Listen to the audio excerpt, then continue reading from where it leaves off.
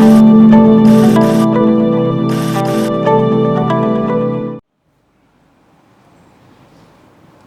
الحمد لله نحمده ونستعينه ونستهديه ونستغفره ونعوذ بالله من شرور أنفسنا ومن سيئات أعمالنا من يهده الله فلا مضل له ومن يضلل فلا هادي له أشهد أن لا إله إلا الله وحده لا شريك له وأشهد أن محمدا عبده ورسوله لا نبي بعده اللهم صل وسلم وبارك على هذا النبي الكريم الذي أدى الأمانة وبلغ الرسالة ونصح الأمة وجاهد في الله حق جهاده عليه أفضل الصلاة وأزكى التحية وعلى آله وصحبه ومن والاه ولا حول ولا قوة إلا بالله أما بعد فيا معاشر المسلمين رحمكم الله أوصيكم ونفسي بتقوى الله فقد فاز المتقون وقد قال الله تعالى في محكم تنزيله أعوذ بالله من الشيطان الرجيم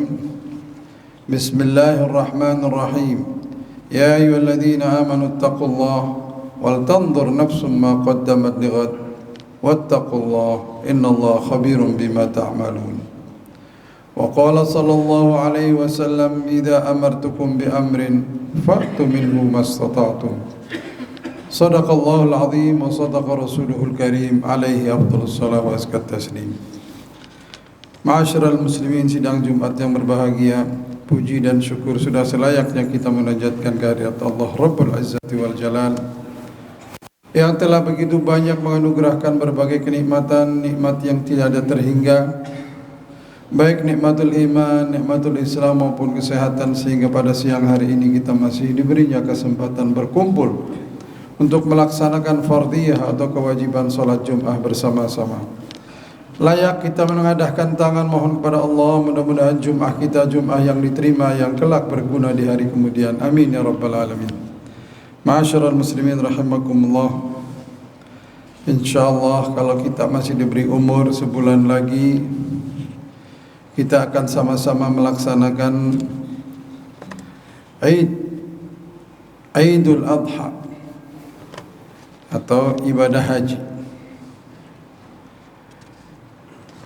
Peristiwa ibadah haji ini erat kaitannya dengan perjalanan spiritual Nabiullah Ibrahim alaihissalam. Nabi yang berjulukan Khalilullah ini, kekasih Allah ini, simbol pengorbanan yang luar biasa, simbol kesabaran yang tiada tara. Beliau diagungkan di semua ajaran agama samawi, baik Yahudi, Nasrani maupun Islam. Perjalanan spiritual beliau ini banyak sekali menjadi, kalau boleh saya sebutkan sebagai cikal bakal ajaran tauhid. Bahkan banyak ayat yang menyebutkan ketika menegur baginda Rasulullah, millata abikum Ibrahim, engkau Muhammad meneruskan millahnya Ibrahim. Millah, para ahli tafsir ada yang mengatakan hidayah, ada yang mengatakan agama. Prinsipnya sekarang di dalam syariat Islam merupakan bagian salah satu rukun Islam yang diajarkan oleh baginda Rasulullah SAW. Ma'asyiral muslimin rahimakumullah, sayang disayang, secara fakta ibadah yang agung ini, meskipun dalam perdebatan di antara ahli tafsir apakah benar bahwa ibadah haji ini bagian yang sudah diajarkan dari sejak zaman Nabi Adam alaihissalam. Dalilnya semua bersumber dari Al-Quran, dari tafsir dan takwil. Wa idrafa Ibrahim al-qawaid, Kata-kata qawaid artinya pondasi. Jadi pondasinya sudah ada. Nabiullah Ibrahim diperintahkan untuk membangun. Sebagian lain mengatakan bukan membangun kaidahnya belum ada Nabi Ibrahim yang diperintahkan. Terlepas daripada sin dan jin, khilafiyah semacam itu mohon untuk tidak dipertajam dengan kita sebagai yang mengekor, maaf kata. Intinya ibadah itu diwajibkan dalam syariat Allah yang diajarkan oleh baginda Rasul, man istata'a ilaihi sabila, yang mampu. Kemampuan jelas setiap orang berbeda, karena secara fakta ada yang mampu fisik, mental, finansial, kesempatannya nggak diberi sama Allah. Ada aja penghalang. Sementara yang nggak punya terbesit dalam benaknya untuk menunaikan, tiba-tiba diajak langsung menunaikan. Intinya, uraian panjang diuraikan oleh para ahli tafsir. Mari kita ambil hikmah. Salah satu di antaranya agar kita mampu menghayati, seperti kata almarhum Zainuddin MZ, jangan heran kalau hajinya terus, umrohnya terus, tapi maksiatnya tekun. Sholatnya rajin, maksiatnya tekun. Kenapa? Karena tidak dihayati. Orang-orang yang semacam ini masih terbawa arus simbol-simbol rutinitas. Pokoknya saya sunahkan wajib, saya mau ini tidak akan terbekasi. Orang yang menjalankan syariat secara benar pasti anta akan terbekasi oleh simbol-simbol sumber ajaran itu sendiri, akan mempengaruhi perilakunya atau dampak positif dari menjalankan syariat tersebut. Ma'asyiral muslimin rahimakumullah, banyak sekali ajaran baginda Nabiullah Ibrahim alaihissalam berkenaan dengan masalah kurban. Satu di antara seabrek perjalanan haji beliau atau perjalanan spiritual beliau. Beliau merasa perlu protes ketika diperintahkan oleh Allah Subhanahu wa taala, wa adzin finnas, kumandangkan wahai Ibrahim agar umat manusia menunaikan ibadah haji, mendatangi rumahku ini. Nabi Allah Ibrahim bertanya, ya Allah, bagaimana mereka akan mendengar sementara saya sekarang di sini nengok kanan kiri nggak ada manusia?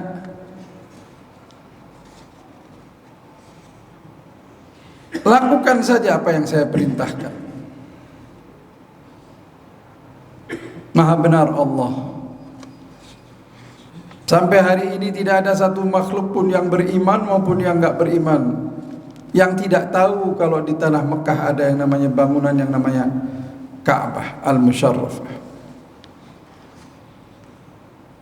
Ma'asyiral muslimin rahimakumullah,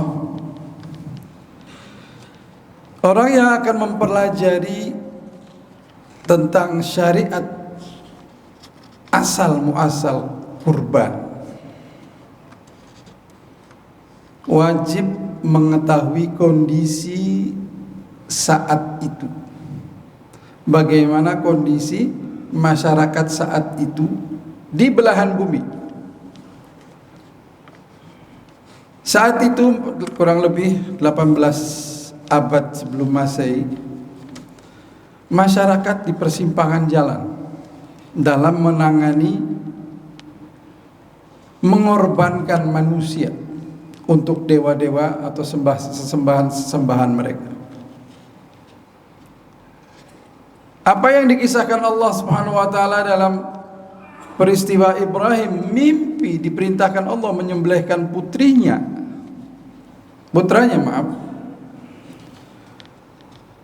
bukan berarti Ibrahim alaihissalam menyetujui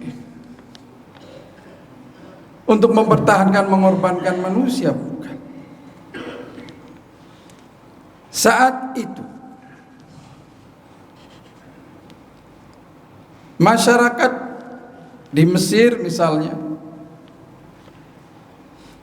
mempersembahkan untuk Dewi Nil gadis yang paling cantik. Bangsa Kanaan mempersembahkan untuk dewa-dewa mereka bayi-bayi yang mungil. Suku Aztek untuk mempersembahkan dewa Odinnya.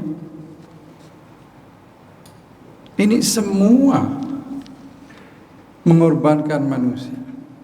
Sementara apa yang dilakukan oleh Nabiullah Ibrahim alaihissalam dengan keyakinannya sebagai nabi diperintahkan Allah, maka segala yang ada di muka bumi tidak ada nilainya dibanding dengan perintah dari Allah. Untuk mentaati perintah Allah wajib kita korbankan semua. Ini yang diyakinkan Ibrahim.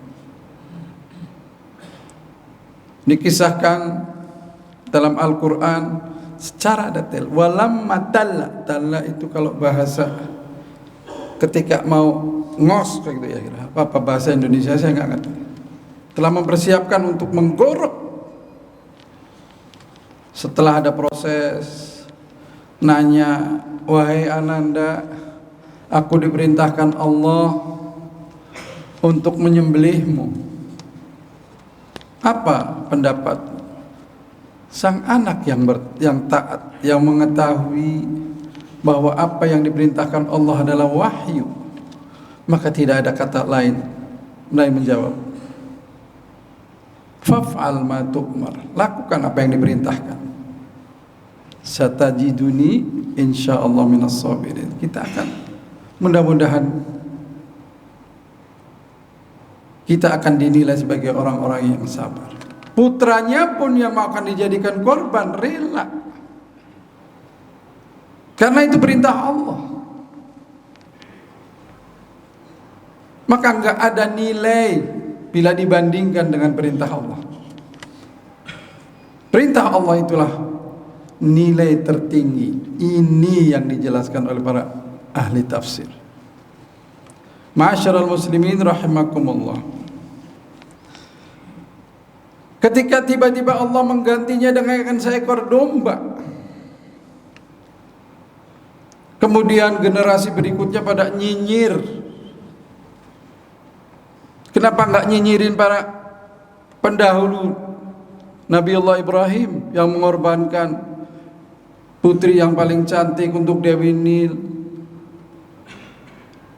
untuk Dewa Baal, para pemuka agamanya, dewa perang Odin, itu yang dikorbankan. Ma'asyiral muslimin, kalau bahasa sekarang maaf, kiai-kiai, pemuka-pemuka agama.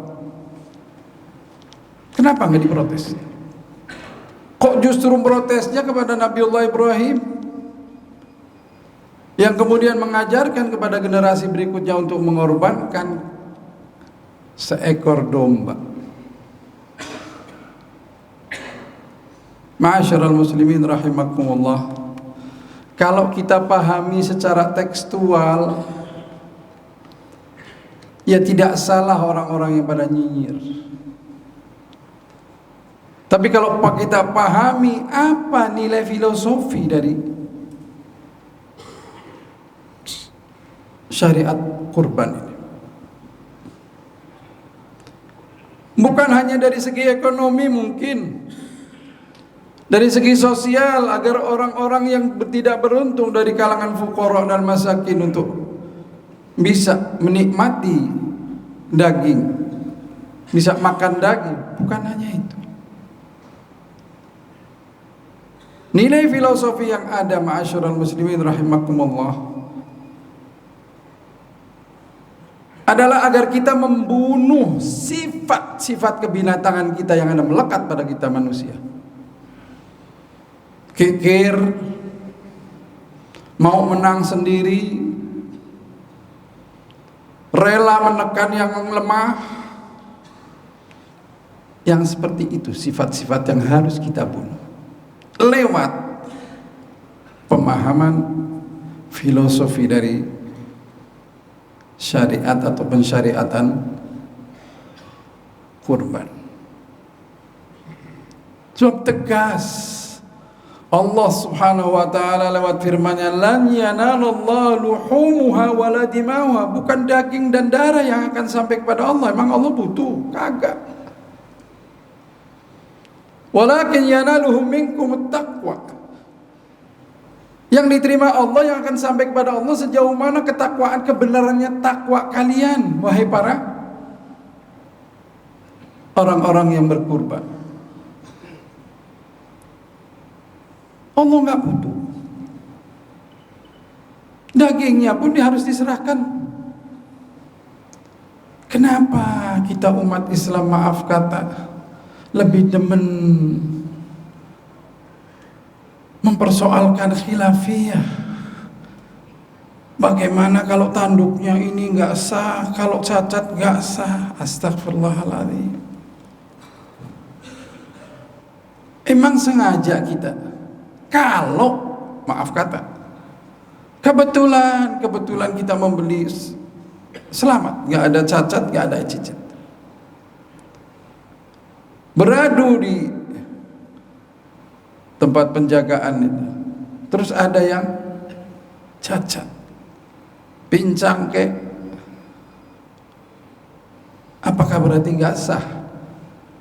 Ini yang seperti ini selalu direbutkan. Bahkan perintah-perintah untuk lewat hadis-hadis dhaif yang maaf kata sengaja disebarkan. Orang yang berkorban harus melihat sejauh mana banyak dan tidaknya darah. Ini Allah dalam surat Al-Hajj tegas sekali. Bukan darah dan dagingnya yang akan sampai kepada Allah, ketakwaan Anda. Kalau bahasa umumnya ajaran Rasulullah, innamal a'malu binniyat, niat lu yang pertama apa? Itu yang akan nyampe. Kalau Anda tetap berkorban 5 ekor sapi misal, tapi Anda masih gemar ngebohongin orang, masih gemar nyolong, bahasa yang keren korupsi, apa gunanya? Nggak nyampe. Anda bersedekah rajin, tapi nyolong pun nggak pernah berhenti, mengambil hak orang pun nggak pernah berhenti. Ini yang tidak akan mempengaruhi. Maka jangan heran, maaf kata, banyak di antara saudara-saudara kita yang menunaikan ibadah haji sudah dengan susah payah mengumpulkan dananya, mencari kesempatannya. Padahal pesan Allah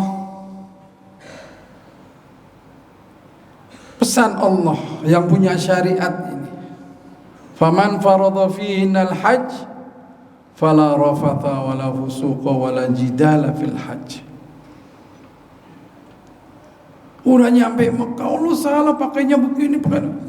Astagfirullahaladzim. Kenapa mempersoalkan? Yang nggak boleh justru Anda menegur orang lain dengan cara yang tidak baik, menyalahkan. Ini pesannya Allah. Siapa yang menunaikan haji di bulan haji itu, jangan berkata jorok, jangan berbuat fasik. Berbuat fasik apa? Maksiat secara umum boleh. Wala jidal, jangan berbantah-bantahan. Orang nggak boleh pakai berjahit, ada sendal yang berjahit dibilang nggak boleh. Kenapa yang begitu dipermasalahkan? Yang tidak boleh yang melekat. Bahkan Imam Ghazali rahimahullah dalam Ihya Ulumuddinnya sangat-sangat luar biasa telitinya. Bukan itu yang menjadi inti. Nilai filosofi yang ada memberikan makna bahwa Anda dalam kondisi itulah nanti akan bertemu dengan Allah. Nggak bawa apa-apa, jabatan Anda, harta, kekuasaan, apapun nggak ada. Telanjang bulat, celana dalam nggak boleh. Ini mestinya Anda hayati. Oh begini nanti aku ketemu sama Allah. Jabatanku nggak ada gunanya, harta kekayaanku aku tinggal, hanya selai kain melekat di sini, nggak dijahit pula, dililitkan ke badan. Inilah yang ada menjadi renungan Anda wahai para hujjaj, sehingga layak dijanjikan sebagaimana dalam hadis Rasulullah SAW, inni ubahi, menyuruh para malaikatnya, lihatlah kepada hamba-hambaku waktu wukuf di Arafah. Bayangkan nanti wukuf sewaktu di mahsyar. Ini kita enak pakai tenda, bahkan yang furoda, yang ONH plus pakai AC. Bagaimana nanti kalau di mahsyar? Yang dalam sebuah sabdanya Rasulullah yang ibaratkan hanya sejengkal matahari berada. Kita pada hari ini lagi dalam kondisi panasan, masih jauh. Lewat lisan Rasulnya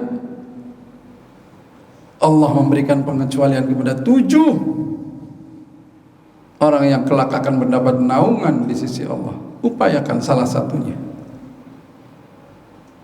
Cari, tanya Mbah Google, Mbah, apa itu 7 kelompok orang yang berhak mendapat naungan di mahsyar nanti. Salah satunya rajulun qalbuhu mu'allaqun bil masajid. Ada yang riwayatnya syab, pemuda tapi hatinya nyantol di masjid, dikit-dikit kepingin ke masjid. Mumpung yang masih muda. Kalau yang sudah tua, nggak ada gunanya bangga-bangga dengan masjid. Jaga keikhlasan dalam beribadah, taubat. Kalau Anda merasa sebagai imam, yang pertama disebutkan oleh Rasulullah SAW adalah al-imam adil, imam yang adil, yang berhak pertama mendapat naungan di mahsyar. Ma'asyiral muslimin rahimakumullah, bercerita tentang masalah haji nggak ada selesainya, Pak. Maka kembalikan kepada pesan awal dari yang memerintahkan ibadah haji, Allah Subhanahu wa taala, la rafat wala jidal fil hajj. Ini yang paling penting. Karena apa? Kondisinya itu akan mengundang pasti 3 hal itu. Faman farada fihinnal hajj fala rafath.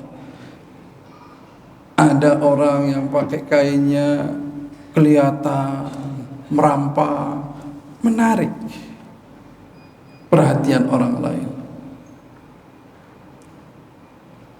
rela berdesak-desakan hanya kepingin mencium Hajar Aswad. Ini nggak diajarkan. Yang diajarkan apa itu tawaf, apa itu sa'i, itu ada maknanya, bukan hanya sekedar lari-lari ngelilingi Ka'bah, Bukit Safa dan Marwah, enggak. Nilai di situ ada. Kita ini sekarang sedang tawaf, mengelilingi lika-liku kehidupan. Dipesankan oleh Rasulullah SAW banyak 2 loh. Mulailah ketika kamu mau tawaf, bismillah, Allahu Akbar. Nggak bisa nyium hajar aswad, lambaikan. Bagaimana dalam kehidupan kita sekarang? Awali segala amalan yang kita akan lakukan dengan bismillah. Dalam konteks tertentu antara rukun Yamani dengan rukun Hajar Aswad, Rasulullah mengajarkan Rabbana atina fid dunya hasanah wa fil akhirati hasanah wa qina adzabannar. Dua bentuk manajemen. Manajemen jangka pendek dan manajemen jangka panjang. Jangka pendeknya fid dunya hasanah. Berapa puluh tahun? 60 tahun, 70 tahun, 80 tahun, 100 tahun nyusahin orang. Pendek. Sementara kehidupan akhirat selamanya. Nah, ma'asyiral muslimin rahimakumullah, mudah-mudahan penghayatan kita terhadap amalia-amalia yang diajarkan lewat ibadah atau fardhiyah haji ini, yang belum mampu karena waktu tunggu dan lain sebagainya, serahkan sama Allah. Ana inda husni dhanni abdi bi, aku selalu berada dengan baik sangka hambaku. Bersangkalah, ya Allah, izinkan. Saking agungnya ibadah ini, Rasulullah SAW menjanjikan al-hajjul mabrur laisa lahu jaza illa al-jannah. Mungkin tahun 2020 ya, ada seorang tukang pulung dari mana, daerah Jawa Tengah, sampai usianya 66 baru dapat 20 juta. Untuk daftar aja enggak. Saya ingat baca di koran Republika itu. Apa yang diucapkan oleh si wanita pemulung ini? Ya Allah, rinduku untuk melihat Ka'bah rumahmu nggak bisa terbendung. Tapi upaya saya mengumpulkan ini bukti bahwa aku sudah niat. Ternyata hanya mampu 20 juta. Sementara biayanya terus meningkat. Apa yang dia lakukan? Dia belikan seekor sapi biar masyarakat yang menikmati. Ini setara dengan, mungkin bapak-bapak pernah dengar yang namanya tukang sol sepatu dari Irak yang diceritakan Pak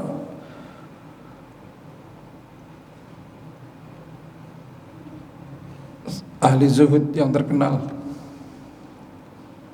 Tukang sol sepatu sama kayak mbah ini. Dia sudah berangkat, di tengah jalan dapetin ada orang yang membutuhkan. Mendengar ada orang menangis, oroknya nangis. Ditanya, "Hei, kenapa kamu membiarkan anakmu pada nangis?" Ya,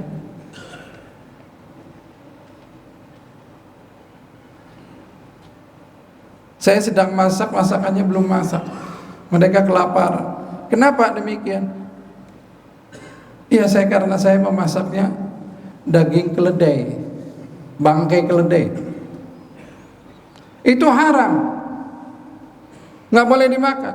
Haram bagi kamu, halal bagi saya. Saya nggak ada makanan lain selain. Akhirnya bekal yang sudah dia kumpulkan dia berikan kepada nenek itu, keluarga itu. Dia urung haji. Bagaimana tahu dia nggak haji tapi dia mabrur? Cerita Abdullah bin Mubarak rahimahullah. Dia menunaikan haji, tidur, mimpi di Mekah, di Masjidil Haram. Dia mimpi 3 hari berturut-turut. Kamu tahu nggak dialog 2 malaikat? Kamu tahu nggak berapa orang tahun ini yang haji? 600.000. Kamu tahu berapa orang yang maha mabrur? Nggak ada. Sampaikan meskipun agak panjang, bisa bermanfaat dalam rangka menjaga niat kita. Ibadah kita kalau niatnya tidak baik, sebaik apapun dalam pandangan manusia, di sisi Allah tidak akan diterima. Wa ma umiru illa liya'budullah mukhlishina lahuddin. Ini dasar perintah kita untuk beribadah secara ikhlas. Mudah-mudahan kita termasuk, walaupun tidak sempurna, bagian dari yang paling banyak ikhlasnya. Amin amin ya rabbal alamin. Bismillahirrahmanirrahim. Wal 'asri innal insana lafi khusr illa alladhina amanu wa 'amilus solihat wa tawassaw bis sabri wa tawassaw bil haqq wa tawassaw bis sabr. Barakallahu li wa lakum fil Qur'anil 'azim wa nafa'ani wa iyyakum bima fihi minal ayati wa dzikril hakim. Aqulu qawli hadha wa astaghfirullah li wa lakum wa lisairil muslimina wal muslimat fastaghfiruhu innahu huwal ghafurur rahim.